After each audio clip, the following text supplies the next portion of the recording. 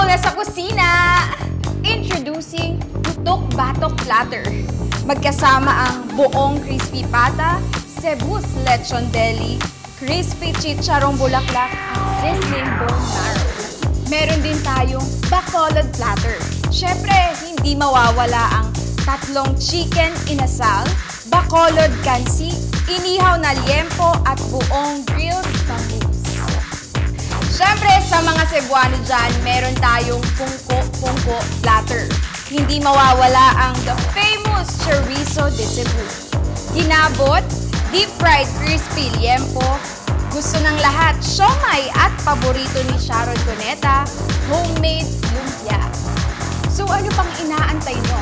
Tawagin na ang pamilya, barkada at tropa. Kita-kits sa kusina!